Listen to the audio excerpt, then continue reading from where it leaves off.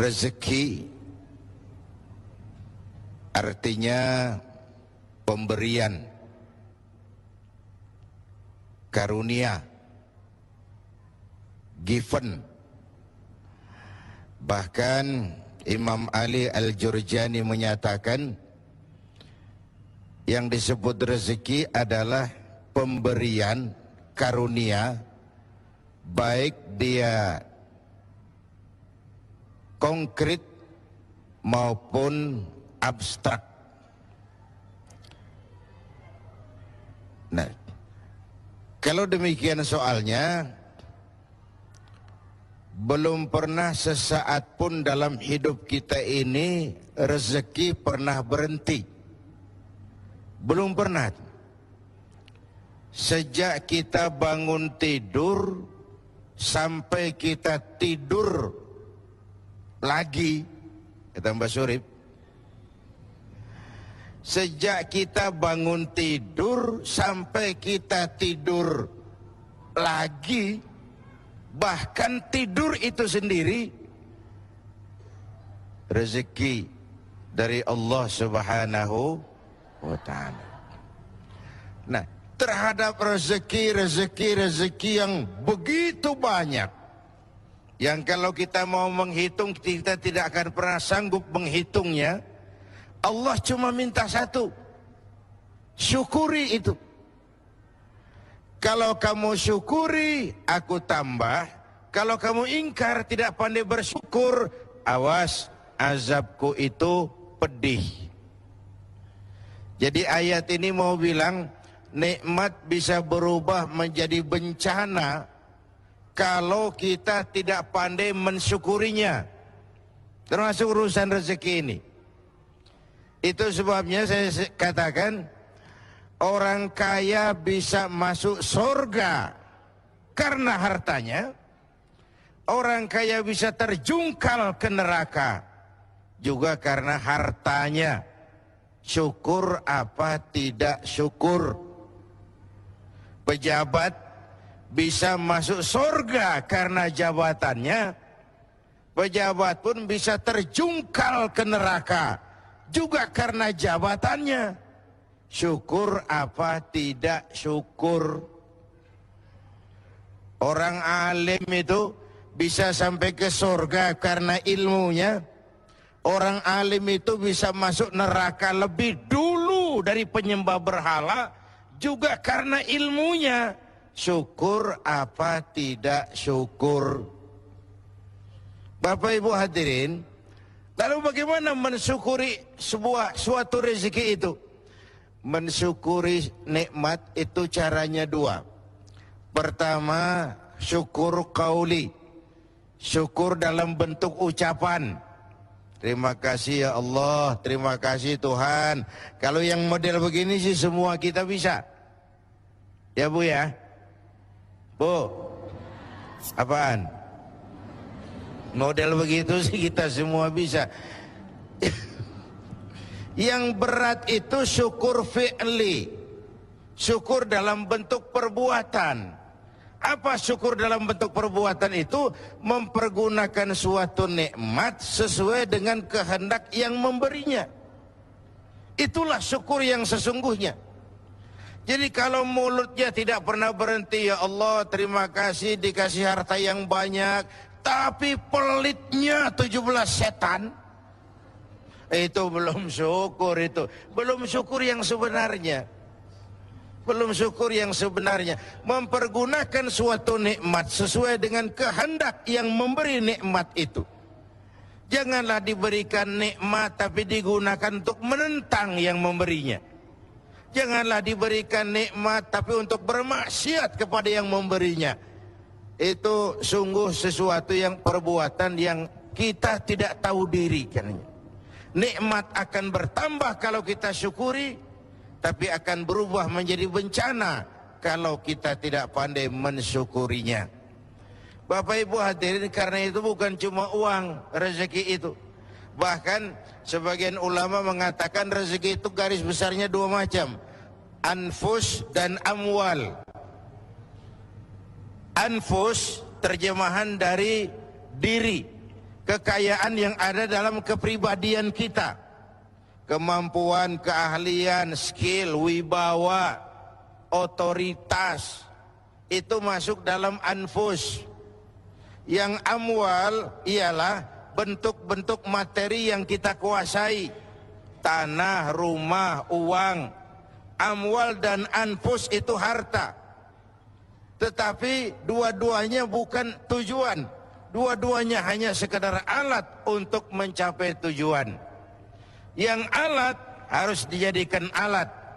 Kalau alat dijadikan tujuan, maka kita akan kehilangan tujuan yang sebenarnya. Ayo, saya mau tanya, ibu selama ini memperalat duit, apa duit yang memperalat ibu?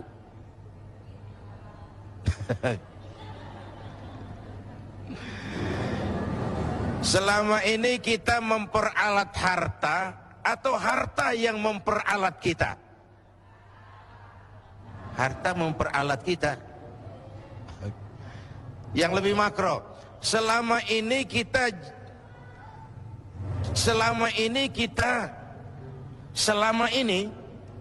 kita menggunakan dunia atau dunia menggunakan kita?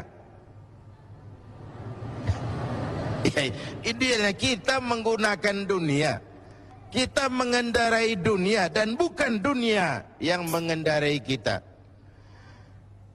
Baik, terima kasih Pak Kiai. Alhamdulillah, kita akan lanjutkan lagi. Tadi ada Bapak, Ibu, dan pemirsa TV One yang saya cintai.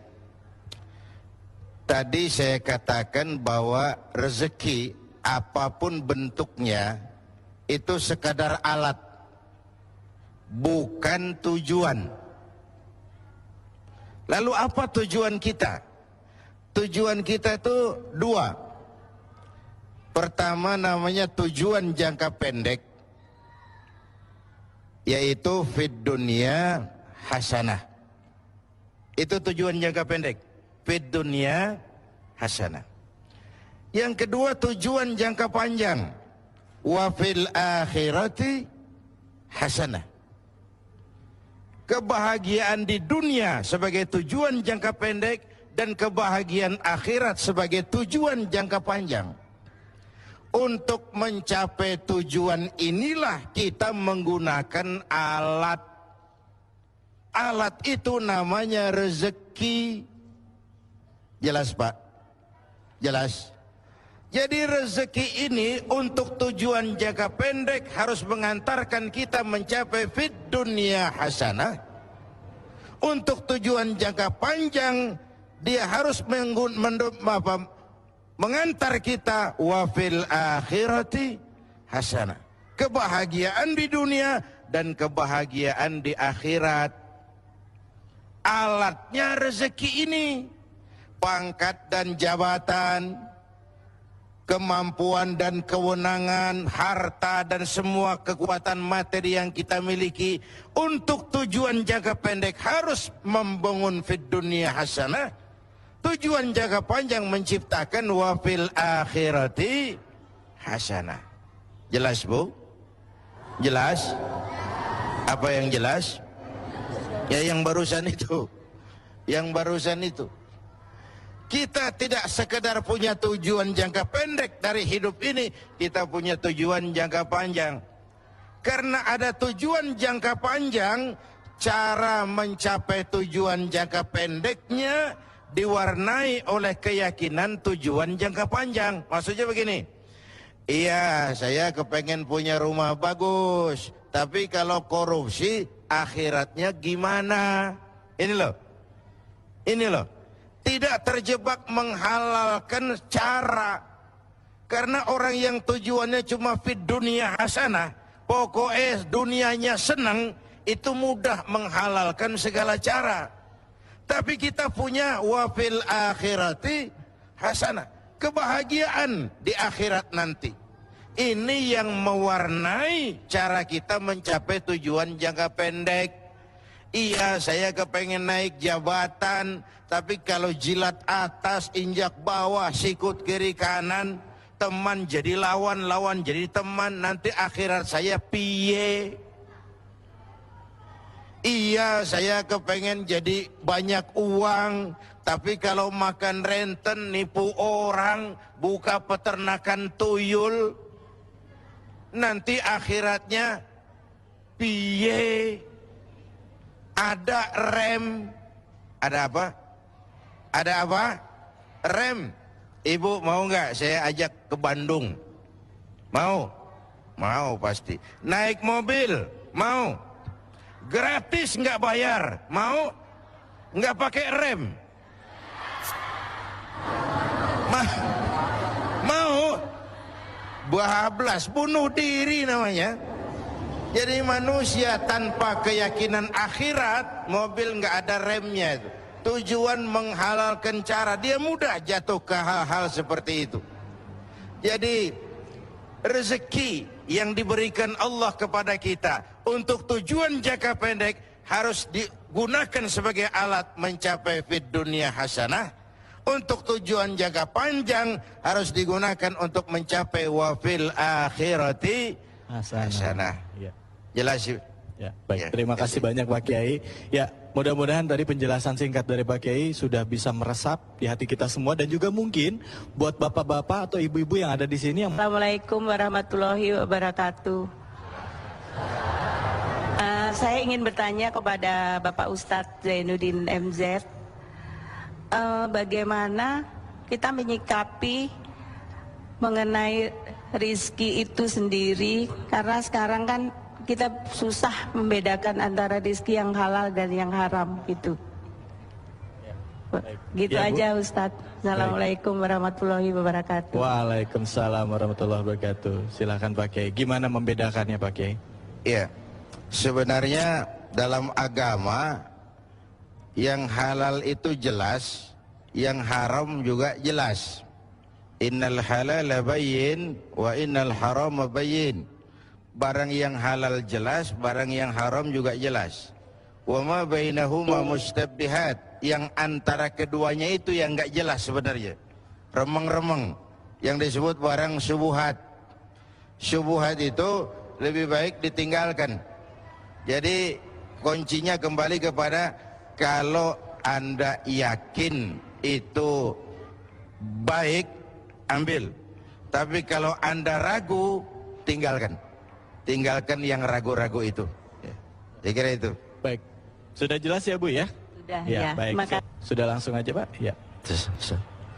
Assalamualaikum warahmatullahi wabarakatuh. Waalaikumsalam warahmatullahi wabarakatuh. Saya ingin bertanya kepada Bapak Kiai Zainuddin tentang masalah definisi rizki atau syukur tadi. Kata Rasul bahwa syukur itu ijra'ul a'dha fi mardatillah. Artinya menggerakkan apa yang kita punya di jalan Allah.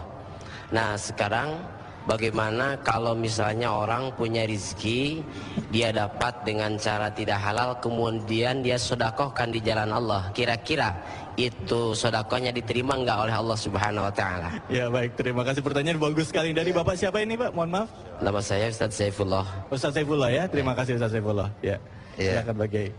Pertama, definisi rezeki tadi itu saya kutip dari buku At-Ta'rifat Imam Ali Al-Jurjani. Ya. Ar-rizqu bimakna al-ata hissiyan kana au ma'nawiyan. Itu. Yang kedua, ada hadis zakku amwalakum bizzakat. Bersihkan hartamu dengan bayar zakat. Tapi yang dibersihkan itu harta yang bercampur sedikit-sedikit. Tapi kalau jelas haramnya, tidak mungkin kita mencuci najis. Najis tidak bisa dicuci. Sarung kena najis, sarungnya bisa dicuci. Tapi najis, mencuci najis tidak mungkin. Nah, dengan kata lain, tidak boleh mencuri sarung walaupun niatnya untuk sholat.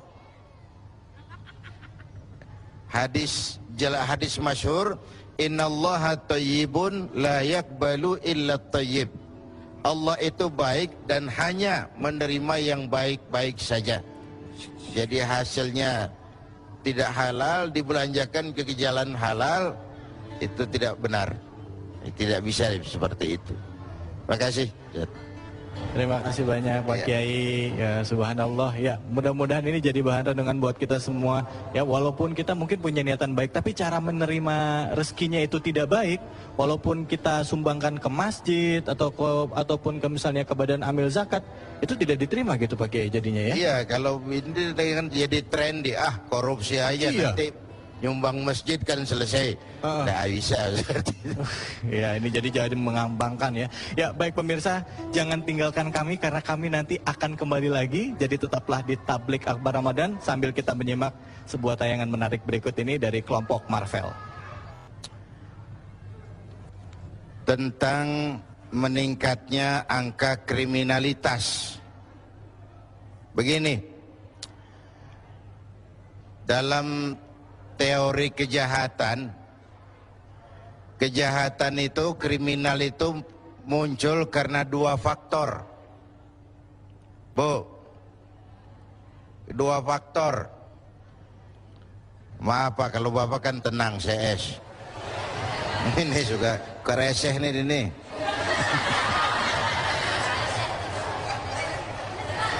Kriminal itu muncul karena dua faktor. Pertama faktor niat, yang kedua faktor kesempatan. Ya Bu ya. Biasanya kalau dua ini ada, jadi dah. Niat ada, kesempatan ada, jadi. Nah, di antara dua ini yang paling dominan itu faktor niat. Itu yang paling kuat tuh. Kalau niat udah muncul, kesempatan bisa dicari. Kesempatan bisa dibikin. Kesempatan bisa diciptakan. Tapi kalau niat nggak ada, kesempatan seluas apapun nggak bakal orang jadi jahat. Nah, puasa ini kan mengikis niat-niat yang nggak benar. Ya contohnya tadi waktu sembahyang zuhur, ibu waktu berwudu kekemur nggak? Berkemur nggak? Waktu berkemur minum nggak? Kalau minum kan nggak ada yang tahu. Kenapa kita nggak mau? Niat nggak ada. Biar orang kagak lihat sekalipun nggak ada masalah. Tapi sehubungan dengan yang disampaikan tadi, begini, yang sering bikin kita susah dalam hidup, itu karena si mau sama si mampu jalannya nggak bareng. Bu, yang sering bikin kita susah dalam hidup, si mau sama si mampu jalannya nggak bareng. Si maunya duluan terus, udah di ujung dia baru nengok, mana dia si mampu ini. Tapi kalau si mau dan si mampu jalan seiring, tenang kita menjalani kehidupan ini. Saya kira meningkatnya angka kriminalitas, kita berharap dengan nuansa Ramadan bisa ditekan oleh pengaruh pelaksanaan ibadah puasa dalam kehidupan kita. Ini Pak David silakan kalau ada yang mau mengajukan pertanyaan, ya, baik yang menyangkut penataan ekonomi maupun lain-lain. Ya, terima kasih banyak Pak Kiai. Silakan ibu-ibu atau bapak-bapak ada yang mau bertanya. Silakan, Bapak, silakan. Pak. Betul. Assalamualaikum. Udah Pak, silakan bisa langsung itu Pak. Ya.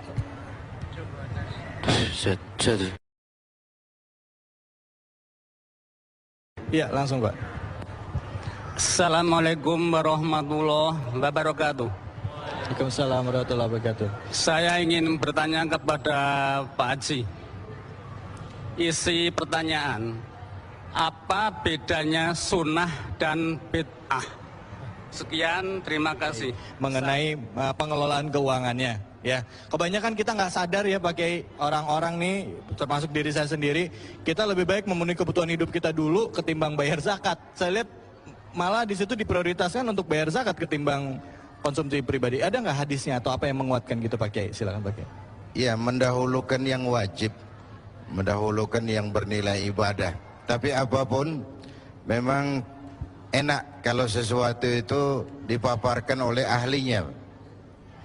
Dan kita bersyukur bahwa dari pemaparan ini memang ada hal yang sangat penting buat kita. Pertama, menata keuangan, memanage keuangan.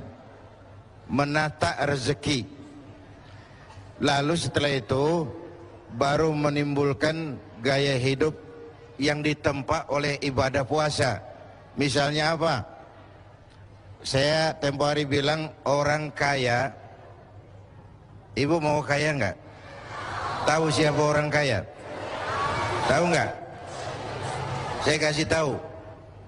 Tapi jangan bilang-bilang ya. Ini rahasia soalnya. Ibu mau kaya? Tahu nggak siapa orang kaya? Saya kasih tahu. Tapi jangan bilang-bilang. Orang kaya adalah orang yang hidupnya cukup. Bu, orang kaya, orang yang hidupnya cukup. Orang miskin, orang yang selalu merasa kurang. Jadi kalau mau kaya, sederhana aja konsepnya, cukup. Cukup. Cukup.